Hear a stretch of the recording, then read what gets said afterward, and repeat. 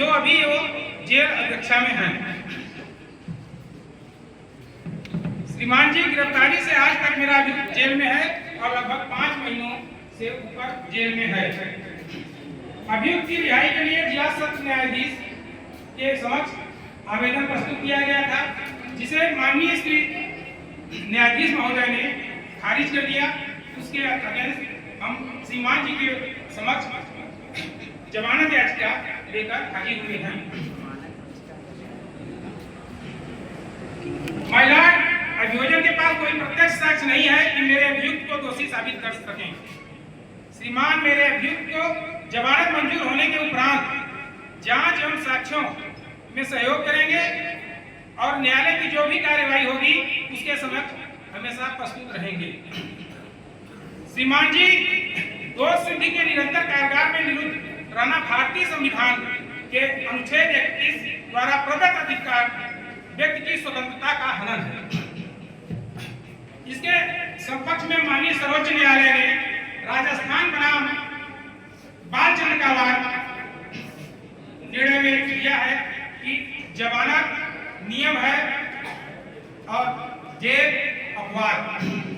जो इस बात का सारांश संलग्न है। श्रीमान जी संविधान के अनुच्छेद 19 के तहत वाक की स्वतंत्रता और अभिव्यक्ति की स्वतंत्रता के तहत भी उनके अधिकार का, मेरे आरोप अभियुक्त के अधिकार का हनन हो रहा है। श्रीमान जी ट्रायल काफी लंबा समय तक चलेगा, जिससे कि उन्हें जेल में रखना उचित नहीं है।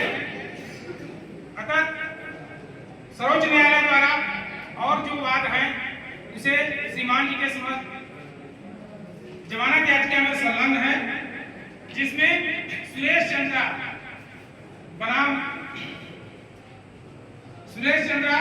बनाम सीबीआई, मेनका गांधी बनाम भारत संघ और श्रेया सिंघल बनाम भारत संघ का वाद संलग्न है।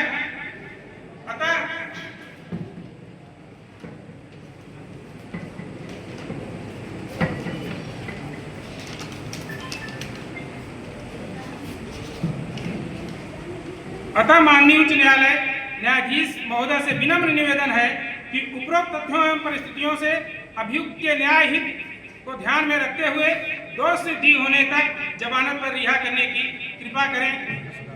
अभियुक्त आपका सदैव आभारी रहेगा। Thank you sir.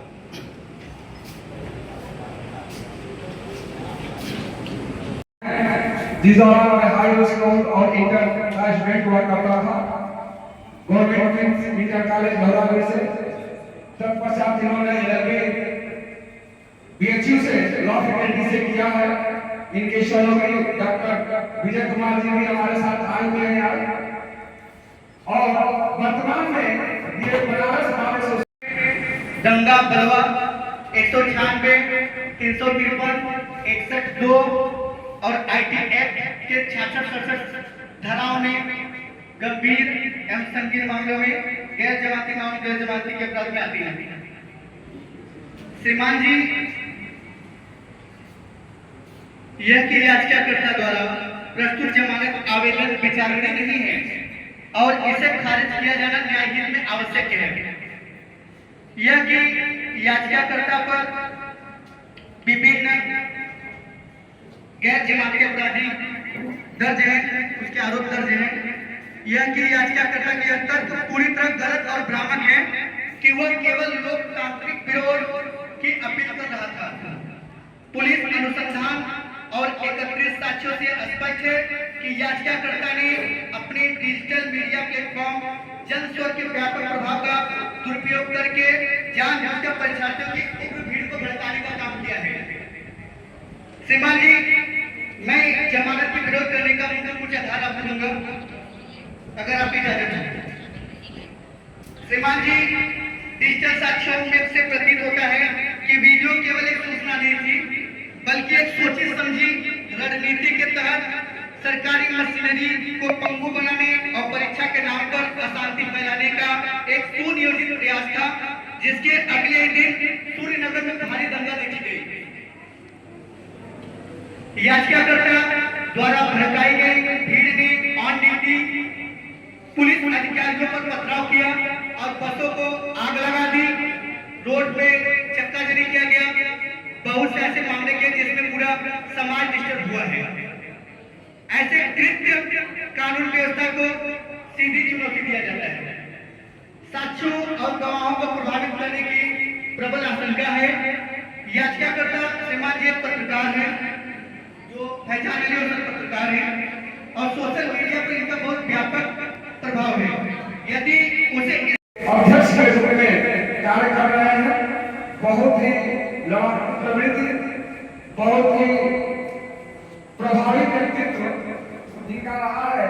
जिस समय इन्होंने अध्यक्ष के रूप में कार्य ग्रहण किया उसी समय एक समय मैं नहीं भूलना चाहूंगा, इन्होंने लड़ाई स्थलों तक हुई और संघर्ष हो रहा है। बात में कोई पीछे नहीं, लोगों का समूह इनके साथ है, अकेले चले और कार्रवाई का बदला गया।